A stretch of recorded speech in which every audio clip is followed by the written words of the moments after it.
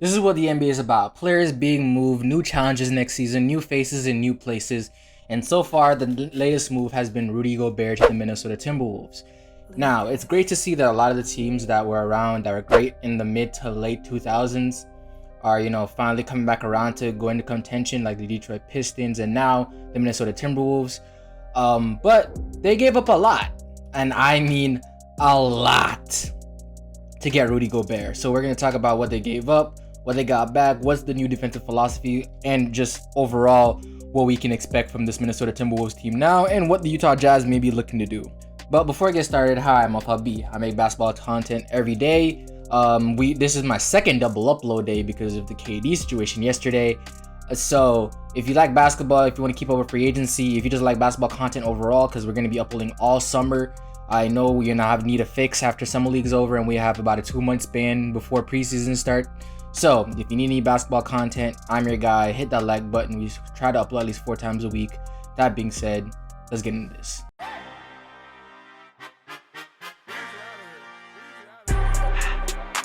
Patrick Beverley, Malik Beasley, Walker Kessler, Jared Vanderbilt, Leonardo Ballmore, and 5 first-round picks, or 4 first-round, 3 unprotected first-round picks, a pick swap in 2026, and a top 5 protected pick in 2029. So Rudy Gobert went for 5 players, 3 first-round picks, and a 7th grader.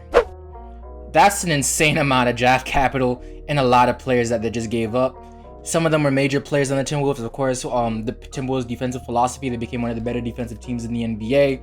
And people like to mark that towards, the development of Jared Vanderbilt, D'Angelo Russell becoming more of a floor general, and Patrick Beverley being the guy in the locker room really helped this culture change.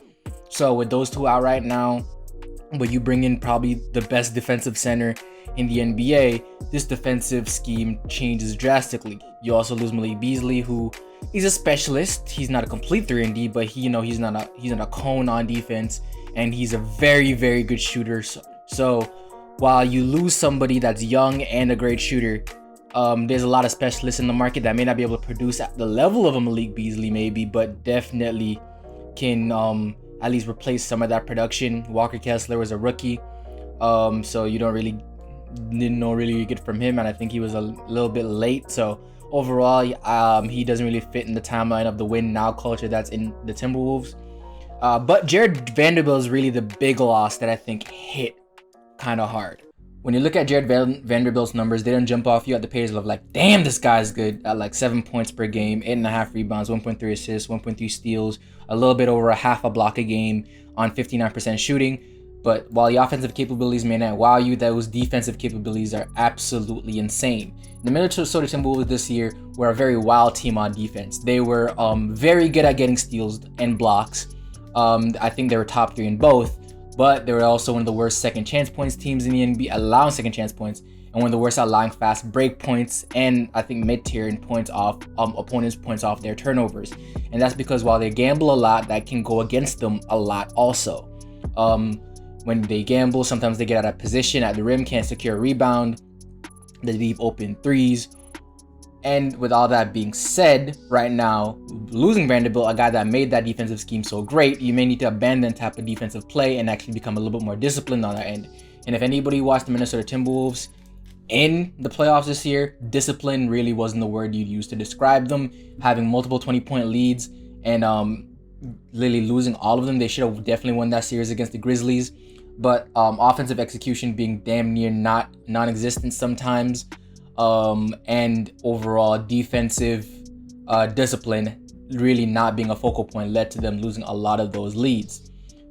But right now, I thought where they'd go this offseason is trying to improve at the 1 position. I know D'Angelo Russell is pretty good, can give you some fringe all-star numbers here and there, but I would say that if there's other point guards on that team, young guards, let's say Tyrese Halliburton, Alonzo Ball, something like on that team, I don't think the Minnesota Timberwolves would have had that bad of offensive execution.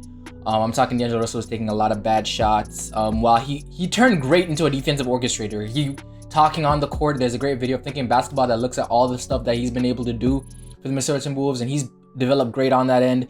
But still, just that non-discipline on the offensive end did come back to bite them a little bit. But instead, they went ahead and created a Twin Towers duo at the 4 and the 5. I definitely think you move Cat to the 4 here. Rudy Gobert at the 5. And in a place where you had Cat the 5, you really couldn't contend since you don't really get much on the defensive end from Cat at the 5. But with Rudy Gobert, then you put Cat in space and you let him roam a little bit. I think you see a whole new defensive team that gets a lot better. Rudy Gobert is one of the best rim protectors in the league. And when you have guys that, while the defensive discipline isn't there, they definitely give the effort, which is what Rudy Gobert hated about the Jazz. I think you'll find a place where he'll be happy. D'Angelo Russell is also pretty good at working the pick and roll and having a consistent lob option with that much rim pressure. And Karl-Anthony Towns probably playing on the perimeter a lot more and being open for, let's say, weak side threes. It's going to look really, really good in Minnesota. Or it could fall through, but I definitely think there's a good 75% chance that this team just got a whole lot better. Now, do I think this makes them a top 4 team in the Western Conference? You have the Warriors out there. The Clippers just got a lot better. The Nuggets are getting back Jamal Murray and MPJ. You don't know what the Pelicans look like with a full season of Zion, since they were a top 10 defense and offense after getting CJ McCollum and without Zion. You don't know what that team looks like. But I still think I would put the Minnesota Timberwolves in that top 4 position in the Western Conference right now. They're definitely going deep into this, contending with Cat, Anthony Edwards as a centerpiece, and I love it.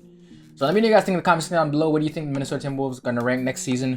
What do you think this trade does for this team? How do you think their defensive philosophy is going to be? If you're a Minnesota Timberwolves fan, let me know. This team is now on my league pass. I'm definitely going to need to catch a couple games here, probably talk about them a little bit more. So if you like this video, hit that like button, hit that subscribe button, and I'm out.